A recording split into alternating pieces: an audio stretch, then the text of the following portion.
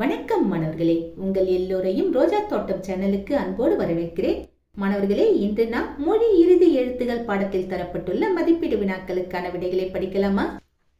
முதலில் கற்பவை கற்றபின் என்ன கேட்டிருக்காங்க? மெய்யெழுத்துகள் ஒவ்வொன்றும் சொல்லின் இடையில் அமைந்த சொற்களை தொகுக்க. எடுத்துக்காட்டுக்கு சில சொற்களை கொடுத்திருக்காங்க.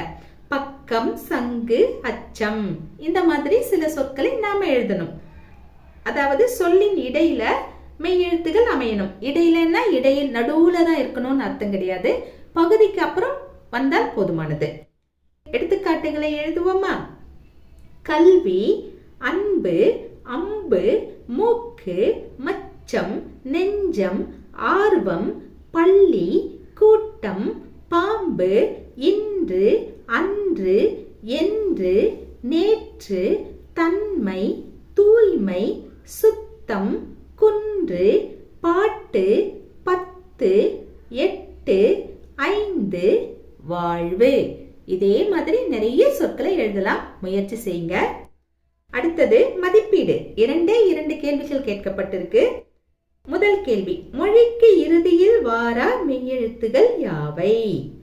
அதாவது ஒரு சொல்லின் இறுதியில் வராத மெய்யெழுத்துகள் யாவைன்னு கேட்டிருக்காங்க. 76வது பக்கத்துல இந்த கேள்வி இருக்கு.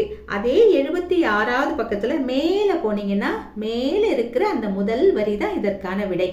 இக்கு, இங்கு, இச்சு, இட்டு, இத்து, இப்பு, இரு ஆகிய 7 மெய்யெழுத்துகளும் சொல்லின் இறுதியில் வருவதில்லை.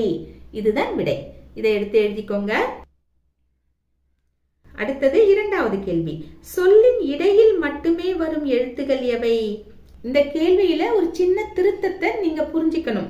சொல்லின் இடையில் மட்டுமே வரும் எழுத்து எது அப்படின்னு கேட்டாங்கன்னா, சொல்லின் இடையில் மட்டுமே வரும் எழுத்து அக்கு மட்டும்தான். அக்கு இடையில் மட்டும்தான் வரும். சொல்லின் முதலிலும் வராது, சொல்லின் இறுதியிலும் வராது. சொல்லின் இடையில் மட்டும்தான் வரும். ஆக இங்கே சொல்லின் இடையில் மட்டுமே வரும் எழுத்து எதுன்னு கேட்டிருந்தாங்கன்னா அக்கு, அதாவது ஆயுத எழுத்துன்னு சொல்லி நாம விடைய முடிச்சிருக்கலாம். ஆனா அவங்க அப்படி கேட்கல. சொல்லின் இடையில் மட்டுமே வரும் எழுத்துகள் எவை அப்படின்னு பன்மையில கேட்டிருக்காங்க. ஆக அதுக்கு ஒரு லிஸ்ட் நாம கொடுக்க வேண்டியிருக்கு. இதற்கான விடையும் 76வது பக்கத்துல இருக்கு பாருங்க. சொல்லின் இடையில் வரும் எழுத்துகள்னு ஒரு தலைப்பு இருக்கா? அங்க கொடுத்திருக்காங்க பாருங்க. மெய்யெழுத்துகள் 18 சொல்லின் இடையில் வரும். சொல்லின் இடையில இந்த மெய்யெழுத்துகள் 18 வரும். அடுத்தது உயிர்மெய் எழுத்துகள் சொல்லின் இடையில் வரும். அதுக்கப்புறமா ஆயுத எழுத்து சொல்லின் இடையில் மட்டுமே வரும். கவனிச்சீங்கன்னா புரியும். ஆயுத எழுத்து சொல்லின் இடையில் மட்டுமே வரும். அந்த மாதிரி தான் இங்கேயும் கேட்டிருக்காங்க. சொல்லின் இடையில் மட்டுமே வரும் எழுத்து அப்படின்னு கேட்டாங்கன்னா ஆயுத எழுத்து தான் வரும் இல்லையா? அதனாலதான் நான் அப்படி சொன்னேன். ஆனா எழுத்துகள் எவைன்னு பன்மையில கேட்டதுனால நம்ம இந்த எல்லா பாயிண்டையுமே சேர்த்து எழுதலாம், தவறில்லை. அடுத்தது கடைசி பாயிண்டா என்ன கொடுத்திருக்காங்க? அளபடியில் மட்டுமே உயிர் எழுத்துகள் சொல்லின் இடையில் வரும். இதையும் சேர்த்து எழுதலாம். மொத்தம் 4 பாயிண்ட் இருக்கு.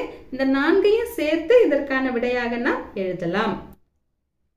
மாணவர்களே, இன்று நாம் மொழி இறுதி எழுத்துகள் பாடத்தில் தரப்பட்ட மதிப்பீடு வினாக்களுக்கான விடைகளை பார்த்தோம். நாம் வேறு பாடத்தோடு மீண்டும் சந்திக்கலாம். டாடா, பாய்.